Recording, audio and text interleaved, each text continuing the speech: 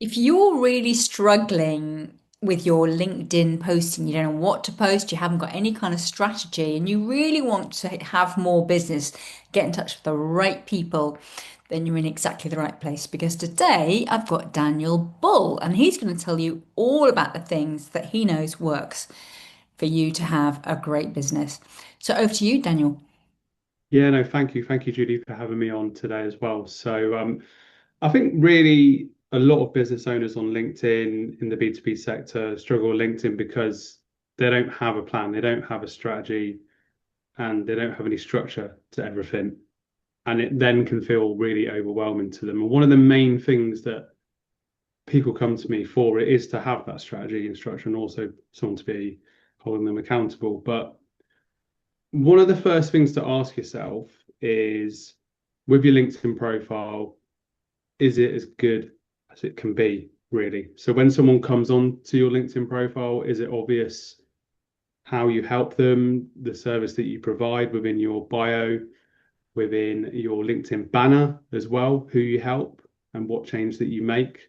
So some of these are quite fundamental things, really. But one of the biggest mistakes that I see within the actual LinkedIn profile about section itself is the LinkedIn profile is not in this context there as a CV. This is, we want the LinkedIn profile to be about the people that you're serving, not all about you, to draw those people in, really. So when you visit someone's profile or someone visits your profile, rather, they know that you can help them as well. And breaking that down, another little thing as well is a lot of the time you see with LinkedIn profiles all bunched up together and it's really hard to read, and no one's going to read that, particularly on mobile.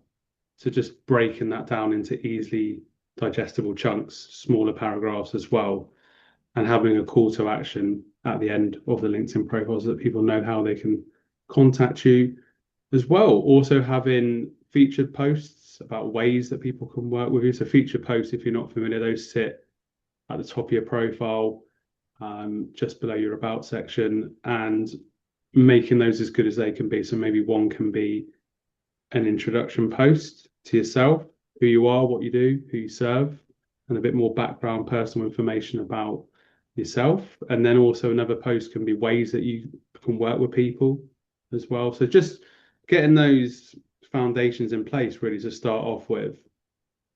And then as we were talking about before we started the call, a big thing is your audience on LinkedIn, your actual connection. So who you connected with. And over the last couple of years, I've been working with like B2B business owners on LinkedIn, and they've just got loads of connections. It's like you go to different networking events, whether it's in person or online. You meet various people over the years, maybe even some from your previous employment before you actually went into running your own business, for example. And you've just got all these people in your audience, and a lot of them, in the kindest possible way, they're just not relevant to your current business and what you're doing. So within your connections, you want people that can introduce you. So maybe people that are already connected with through any online networking groups that you're currently part of that are relevant to you right now, or any in-person groups as well. So connectors, if you like, and then your actual people that you serve. So to be fully transparent, I will also work with a lot of franchises. So each week I'm searching actively for franchisors, franchise business managers. I'm building my audience up in a targeted way. And I always use the old line about it's not like Pokemon. You're not here to collect them all. And that helps stick in people's heads a lot of the time as well. So just, it's not a particularly fun task, but just having a look through your connections and seeing, okay, are these people actually relevant? And maybe just breaking it down, spending 10, 15 minutes each week just to trim through the list. The knock-on effect of doing that is that when you're going each day into LinkedIn and you're going through your news feed and you're swiping through and you're looking through, you'll then have a more structured news feed. So you'll actually see the people that you're connected with through online networking. You'll see the people the types of target customers that you typically work with in your news feed. And then you've got a great opportunity to network with them and just engage on a daily basis. And that's another thing that's really important. Another basic thing people often forget and say, "Oh, I haven't time to do it." Well, for example, for me, love a cup of tea first thing in the morning. once I've got myself together, and that can be the trigger then for 5 minutes of engaging with my newsfeed. Once again, thoughtful comments, strategically structured newsfeed. There, it can be a noisy place because you'll get suggested posts, you'll get ads, but ultimately, you want that newsfeed to be helping you maintain the relationships you've built through networking, but also building those relationships with people that you've connected with, people that you can serve through the service that you offer as well. So just having that into your daily routine as well. You don't have to be on it for hours because we know that just in general, social media can be really distracting for a lot of us business owners. We're not only wasting time, but we can put that structured time into our day and we can benefit from it. I mean, just a real life example from my own business, engaging with a franchisor's posts over a few months. The franchisor didn't engage with any of my content, but she saw my content. That led to a speaking engagement for a conference, an annual conference. So just by simply leaving some genuine comments, building that relationship over time, out of the blue, I got an email inviting me to speak at a conference. So once again, these simple things done consistently over time do work once they're done in a strategic and structured way. And that leads me on as well to outreach, messaging as well.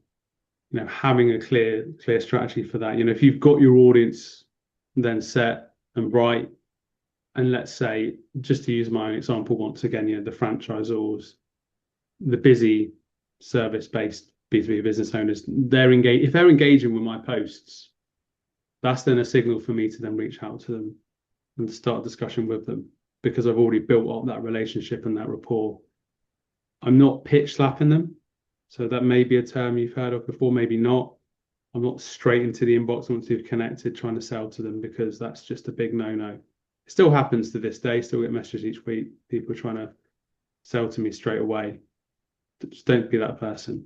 Build up their relationship through engaging with their content, but also onto your content as well. And that's the final thing to talk about really is actually thinking about your content. And that for many people, you know, it can be a minefield really because some posts will do well, some won't do so well.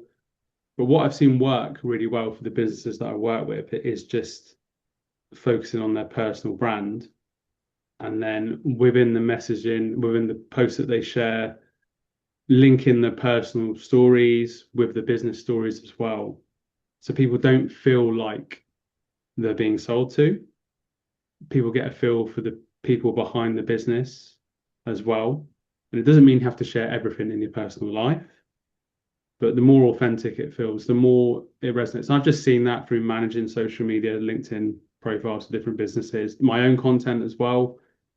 You know, there's more personal posts mixed in with business as well. So it's not me like a daily diary, if you like. It's linking the personal and the business messaging together and really that kind of content that resonates with people as well. So once again, going using my own business as an example, thinking of my target audience of franchisors, franchise business managers as well, mentioning them, their pain points within the caption. So if you're struggling right now for ideas for content, just have a little think about the people that you typically work with and the problems that they come to you with, the questions that they ask you on a discovery call, or the things they ask you in an email. Why do they come to you? Write some of those things down on a notepad right now. And then you've got some ideas for posts already. You know, you can say that this person came to me with this problem. This is how we help solve. So that's a nice, simple one. And another one, which is something you can use maybe a few times a year, is just introducing yourself to your network as well. We've probably seen that one quite often on LinkedIn, but that one always does very well. And yeah, so once you put all those things together, once you've got that strategy, once you're building up your audience in a structured way, it does pay off. And it certainly paid off for my business over time. I'd say it's my favorite platform, and second is Instagram. But I do enjoy using LinkedIn because I see it as an extension of the networking I do through Oni, through Circle, through in person in Bournemouth and in around the sort of local area here as well. And just supporting people that I'm connected with through those networks, supporting clients, supporting previous clients as well, seeing what they're up to as well. So, and Brilliant. Can I ask you a question, Daniel? yeah, You sorry. mentioned you use the word trim when it comes to the LinkedIn list of people.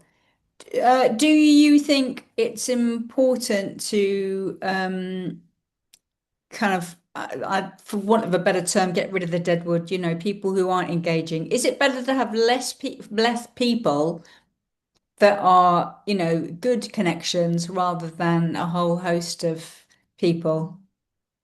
Yeah, I think so because some businesses serve a broader range of people than others.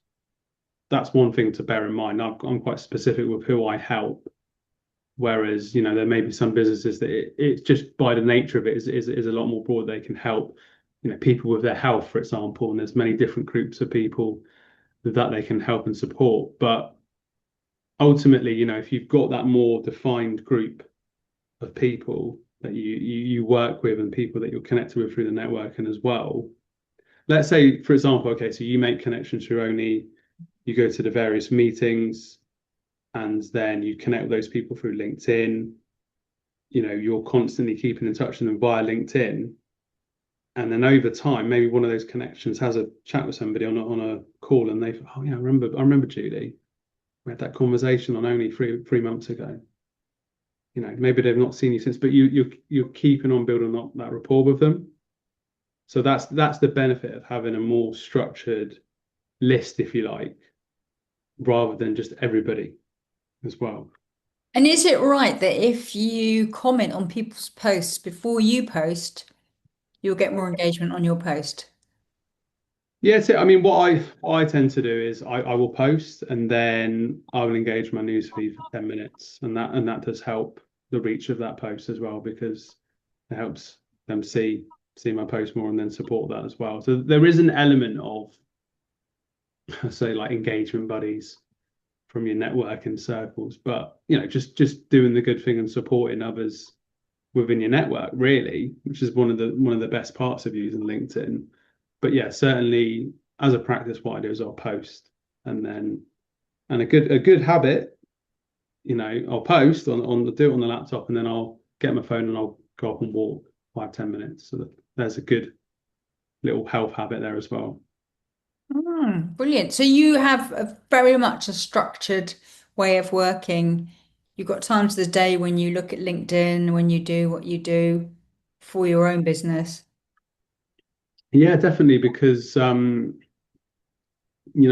time that helps to grow the business. LinkedIn's been really really helpful for it. I also think about LinkedIn a bit similar to Instagram in a way that it acts as a portfolio for the business. So let's say, for example, I do work for a franchise and then I share a testimonial and then another franchise has maybe I mentioned in the conversation they have a look at my LinkedIn profile so they can see what I've done before, they can see I'm active, they can get a feel for my presentation style. So even if that's a new connection, a new contact, it's better than them coming to my LinkedIn profile. There's nothing there. Yeah. It's sparse and they think, well, what's this about? This guy's. So I do think about it like that because you never know who's watching as Mm, well. And the funny thing as well, Julie, and I rate this back to Instagram is, I worked with a franchise over in Australia and like we had a discovery call. The lady knew that I was from Devon. She knew all these things, and I'm thinking, well, oh, this is interesting. She's like, yeah, I see it all. Share all the videos that you do with my franchisees, but she never actually engaged mm, publicly.